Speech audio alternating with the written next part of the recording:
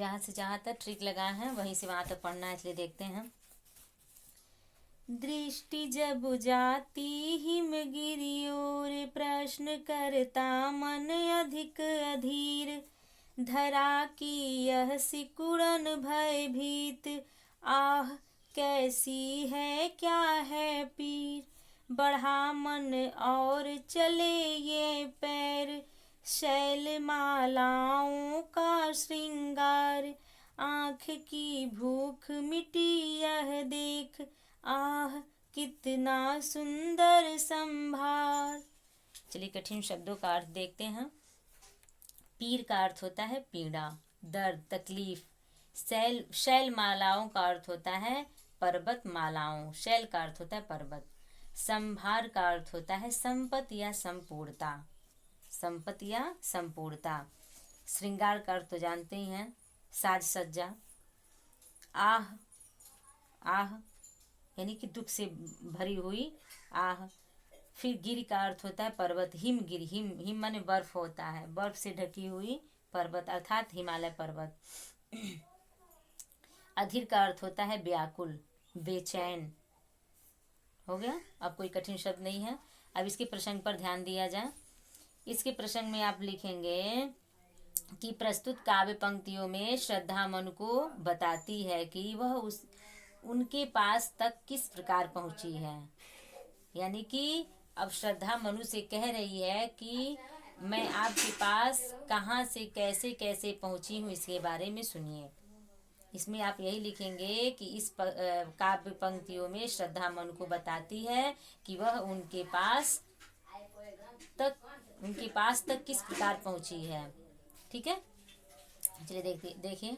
श्रद्धा कहती है कि दृष्टि जब जाती हिमगिरी ओर, जब जब मेरी दृष्टि इस उतुंग अर्थात ऊंचे हिमालय पर पड़ती है, तब तब इसके संदर्भ में विस्तार से जानने के लिए मेरे मन में अनेक प्रश्न उठकर मुझे बेचैन कर देते हैं।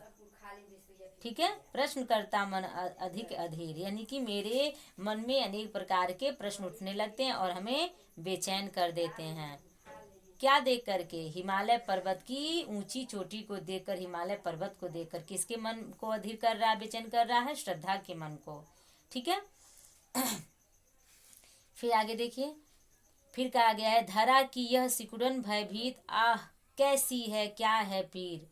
पृथ्वी, धरा माने पृथ्वी की सिकुड़न के समान मन को भयभीत कर देने वाले इस उतुंग हिमालय का आखिर स्वरूप क्या है और इसमें निवास करने वाले लोगों की पीड़ा क्या है।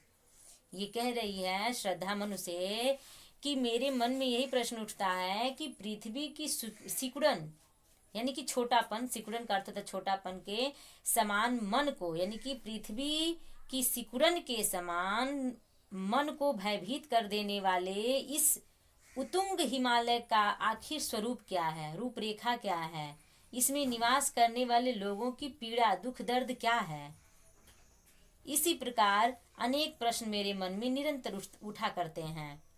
फिर आगे श्रद्धा कहती है कि इसका कोई समाधान नहीं मिल रहा है, यानी कि मेरे प्रश्नों का कोई समाधान नहीं मिल रहा है।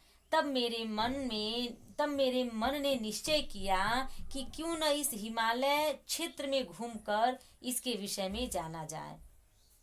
ठीक है, यहाँ बताया गया है मन बढ़ा मन और चले ये पैर, शैलमालाओं का श्रृंगार।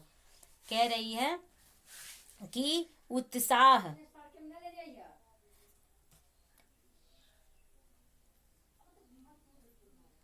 इस प्रकार मेरे मन का उत्साह बढ़ गया और उसी उत्साह में मेरे पैर स्वयं ही इस पर्वतमालाओं का अनुपम सौंदर्य देखने के लिए आगे बढ़ गए। ठीक है, हिमालय में घूमते घूमते मैंने इसके अनुपम, जिसकी उपमा नहीं की जा सकती, अनुपम सौंदर्य का पान जी भर किया है। ठीक है, फिर कहा गया है, यह देखा कुछ बलि अन्न, सॉरी कहाँ चले, नीचे चले गए। आंख की भूख मिटी यह देख, आह कितना सुंदर संभार। यहाँ कह रही हैं, जिससे इसके सौंदर्य दर्शन से मेरी आंखों की भूख मिट गई, अर्थात हिमालय के सौंदर्य को देखने की मेरी उत्कंठा शांत हो गई। आहा कितना अद्भुत है, अद्भुत यानी विचित्र। इस हिमालय की सौंदर्य संपन्नता वास्तव में यह सौंदर्य की पूर्णता का श्रेष्ठ प्रतिमान है। आह कितना सुंदर, अद्भुत अद्भुत विचित्र है इस हिमालय की सुंदरता, वास्तव में यह सुंदरताओं की पूर्णता का श्रेष्ठ प्रतिमान है, यानी उदाहरण है। हिमालय की पीड़ा जानने के संदर्भ में यह प्रतिध्वनि होता रहता है, यानी कि संभवतः श्रद्धा वहाँ के शासक राजा की संतान है। हिमालय के लिए धरती की सिकुड़न का उपमान अत्यंत सटीक बन पड़ा है, यानी कि बताया गया है। हिमालय का अनुपम सौंदर्य वर्णन दर्शनीय है, देखने योग्य है। ठीक है, तो चलिए आगे बढ़ते हैं, या चलिए ठीक है आगे ही बढ़ते हैं।